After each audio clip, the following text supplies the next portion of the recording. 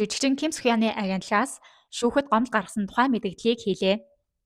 Сайн байцгаана уу? Хулан Vibes тавтай морилно. За ингээд та бүхэндээ 3 сарын 18, 3 сарын 20-ны өдрүүдэд жүжигчин Ким Сохёны агентлагаас гаргасан албан мэдээлэл болон жүжигчин Ким Сэрүнтэй холбоотой бусад мэдээллүүдийг хүрэхэд бэлэн болоод байна. Дуустал нь хамт агаарай.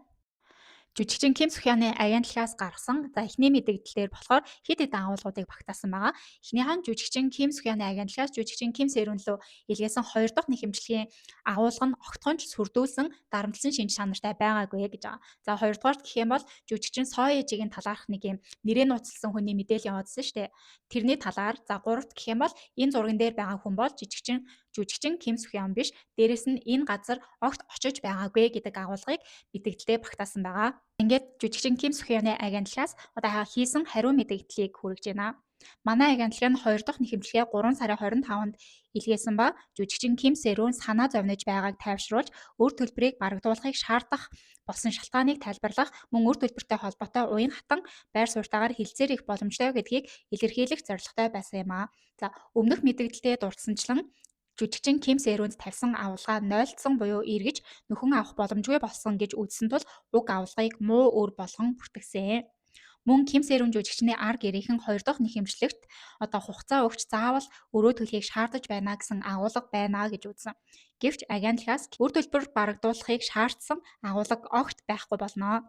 Үр төлбөр төлөх боломжтой хугацааг хууль зүйн төлөөлөгчид мэдэгдэнэ үү гэсэн хэсэг багтсан шалтгаан нь үр төлбөрийг шаардаж түүнийг барагдуулж чадаагүй гэдгийг нотлох зорилготой байсан гэж байгаа.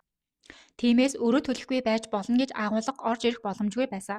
Хэрвээ агентлагаас өрөө төлөхгүй байж болно гэж илэрхий бичсэн бол энэ нь Ким Сэрүүнд өрийг нь авахгүй гэсэн агуулга болж улмаар Ким Сэрүүн татварын хуулиар бэлгэлийн татварын асуудалд орох байсан гэж байгаа. За мэдээлэл илгээсний дараах өдөр буюу 3 сарын 26-нд манай хууль зүйн төлөөлөгч тухайн үед Ким Сэрүүний менежментийн компанитай холбогдож албан мэдээлэл илгээсэн зорилгоо тайлбарласан. Үүний хариуд жүжигчин Ким Сэрүүн энэ хугацаанд та нарын үзүүлсэн хандлага хичээл зүтгэлд талархаж байна.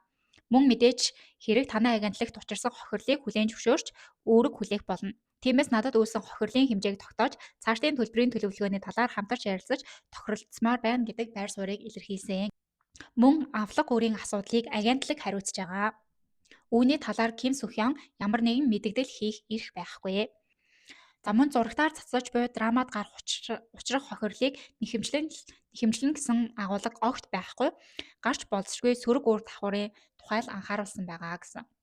За Ким Сэрүүн хохирлын төлбөр зэрэг асуудлаар ямар нэгэн дарамт шахалт үзүүлсэн зүйл огт байгаагүй гэдгийг дахин нэг удаа тодруулан мэдэгдэж байна. Ингээд саяны агуулгаар болохоор жүжигчин Ким Сэрүүнаас огт нэхэмжилсэн зүйл бишээ. Хууль болон татварт харагдах байдлаар зайлшгүй ингэж нэхэмжлэх явуулсан өөр төлбөрөө нэгсэн боловч эргүүлээд авч чадаагүй гэдгийг батлах зорилготой байсан гэдгийг хэлж байгаа юм байна.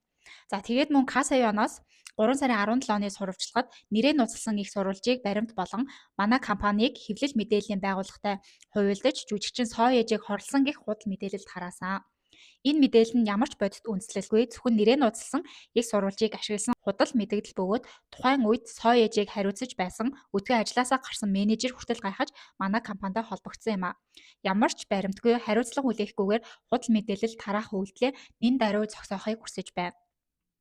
За үүнээс гадна ар гэрийнхэн нь голд медалист болон Ким Сохёны талаар олон худал зүйлс мэдэгдэж байгаа. Жишээ дурдвал ар гэрийнхэн нь манай компани талигаачийн оршуулгын ёслолд ирээгүй гэж мэдгдсэн. Гэвч манай компани 2025 оны 2 сарын 17, 19-ний өдөр 2 удаа талигаачийн оршуулга дээр очиж ар гэрийнхэнтэй биечлэн уулзсан хүндэтгэл үзүүлсэн мөн эмгэнэлийн цэцэг болон мөнгөнд тусламж үлдээсэн болно гэсэн байгаа. За мөн энэ зураг нь болохоор жүжигчин Ким Сохён болон жүжигчин Ким Сэрүүн хоёр насанд хүрээгүй байхад нь үерхдэг байсан гэдэг ийг батлах зорилгоор ингээд гарч ирсэн шүү дээ. Нөгөө хамгийн анх Weibo хятадын вебсайтаар гарч ирж тавигдсан байсан гэд. За энийг болохоор жүжигчин Ким Сохён биш ээ гэж агентлагаас нь хэлж байгаа. Яагаад гэвэл нэгдүгээрт гэх юм бол энэ дээр өмссөн байгаа күртэг болон тухайн үед жүжигчин Ким Сохёны брендийн нүүр царайгаар ажилладаг байсан брэнд бол энэ хоёр өөр брэндээ. За дээрэс нь энэ газар жүжигчин Ким Сохён огт очиж байгаагүй гэдгийг мэдэгдэлтэй бол хэлсэн байнамаа.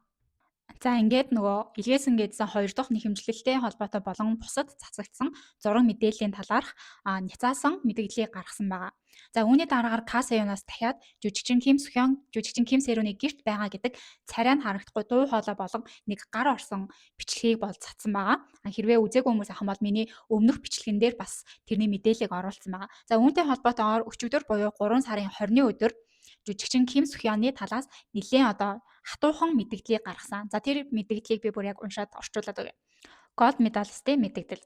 Gold medalist агентлагийн жүжигчин Ким Сөхёны менежментийг хариуцдаг байгууллагын хувьд өнөөдөр дараах этгээдүүдийг бэлгийн хүчирхийллийн гэмт хэрэгт онцгой хариуцлага хүлээлгэх тухай хуулийн дагуу хууль зүйн байгууллагад гомдол мэдүүлж байна. Үүнд өөрийн удирддаг YouTube сувгаар шууд дамжуулалтаар Ким Сөхёны өмөдгөө зураг нийтэлсэн Касеёны захирал Ким Сэ-үй. За түүнд уг зургийг өгч нийтлүүлэхэд оролцсон жүжигчин Ким Сэрүний аргэр болон түүний нагаз эгч гэж өөрийгөө нэрлсэн тодорхойгүй этгээд багтсан болно. 2. Өмнөх мэдээлэлдээ дурдсанчлан Gold medalist агентлаг нь өмнө нь хамтран ажиллаж байсан жүжигчин Ким Сэрүний гинтийн өвхөлт эмгэнэл илэрхийлж талигачийг хүндэтгэн дурсаж байсан. Гэтэл Касеён YouTube сувгаар нийтлсэн уг зураг нь Ким Сөхён болон жүжигчин Ким Сэрүн насанд хүрээд үерхэж байх үед нь авсан зураг бөгөөд уг зурагт жүжигчин Ким Сөхён бэлгийн доромжлол ичгүүр төрөөлхүйц байдлаар бие махбодыг ил гаргасан зураг байжээ. Ийм зураг олон нийтэд хизээч цацагдах ёсгүй бөгөөд цацагдах ямар ч үндслэл байхгүй. Гэтэл уг зургийг YouTube сувагт нийтлсэн үйлдэл нь илт гэмт хэрэг бөгөөд Касеён үүгээр зогсолгүй ирээдүйд ийм зургийг дахин нийтлэн хэмээн Ким Сөхёныг сүрдүүлж байна. Иймээс Gold medalist агентлаг нь энэ мэтийн үйлдэлийг дахин гаргахгүй байхыг шаардаж цаашид хатуу хууль зүйн арга хэмжээ авах болно гэдгээ мэдэгдэж байна. Хүний биеийн хэсгийг бэлгийн дур хүртлийг өдөөх эсвэл ичгүүр төрөөлгөөц байдлаар тухайн хүний зөвшөөрлгүйгээр тарах, олон нийтэд үзүүлэх, нээлттэй байршуулах үйлдэл нь маш ноцтой гэмт хэрэг юм. Ийм үйлдэл дахин давтагдах ёсгүй гэдгийг анхааруулж байна. Мөн жүжигчин Ким Сэрүний аргэр болон Касеёны зүгээс YouTube-ээр болон бусад хэлбэрээр тараасан худал мэдээлэл одоо хүртэл интернет орчинд тархсаар байна. Бүр ямар ч үндэслэлгүй цуурхал хэлбэрээр улам бүр нэмэгдэж байна. Gold medalist агентлаг нь өмнө нь хамтран ажиллаж байсан жүжигчин Ким Сэрүний гинтийн өвхөлт эмгэнэл илэрхийлж арга ирэх нэг нь хүндэтгэх үүднээс хууль зүйн арга хэмжээ авахаас аль болох татгалзаж ирсэн. Гэвч Ким Сөхёны биеийг дүрсэлсэн зургийг дур мэдэн тараасан үйлдэл нь цаашид хүлээн зөвшөөрөх боломжгүй ноцтой хэрэг төдийгүй дахин давтагдах эрсдэлтэй гэж үзсэн тул зайлшгүй Ким Сэрүний арга ирэх рүү гомдол гаргахаас өөр аргагүй төрлөө.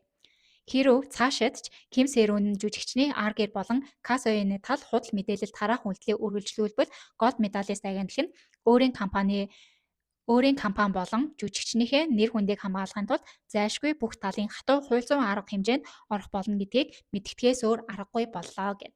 За ийм мэдээллийг бол өчигдөр 20-ны өдөр Ким Сөхён жүжигчнээ агентлагаас бол мэдээлэл өгсөн байгаа.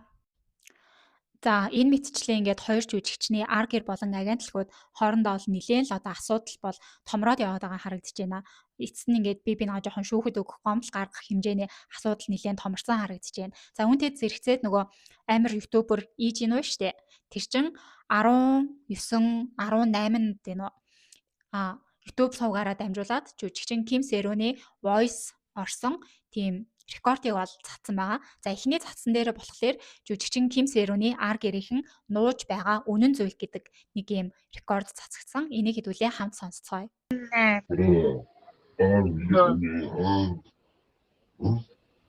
그거 제가 올린 게 아니라 남자친구가 올렸어요. 노라이 아닌데. 네? 노라이 아닌데. 그러니까요. 그거 왜 겨울이니?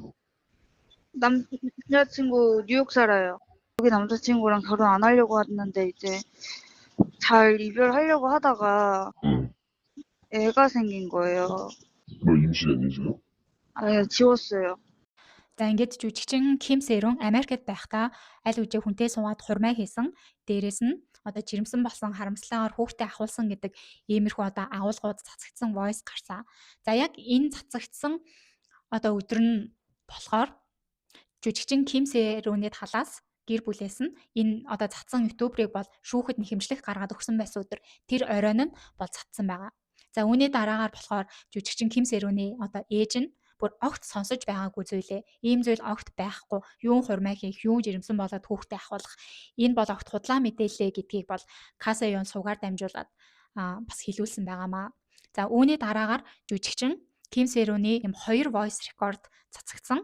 Жүжигчин Ким Сэруний агентлагаас одоо 2 сайн найзтай ярьсан тийм утасны бас voice record байгаа. Тэрэн дээр ерөнхийдөө сүүлийн үед жүжигчин Ким Сэрүнтэй уулзсан уу? Ер нь байдал нь ямар хуу байсан бэ гэдгийг асуужсан.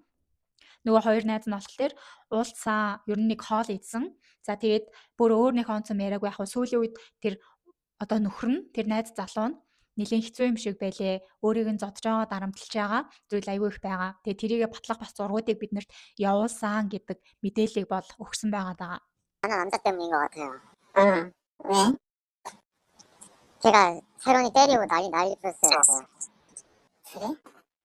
때렸다고? 폭행하고 그거 폭행 사진도 저한테 다 있어요. За сүүлийн 1-2 хоног бол бас маш их мэдээллүүд орлоо аль аль талаасаа мэдээллүүд хийлээ. За дээрэс нь ингээд жоохон цочирдмоор ерөөсө төсөөлж байгаагүй мэдээллүүд бас их цацагдлаа. Гэхдээ энэ нь болохоор аль нэг тал нь тухайн цацагдсан мэдээллийн талаар хүлээн зөвшөөрсөн ч байт юм уу?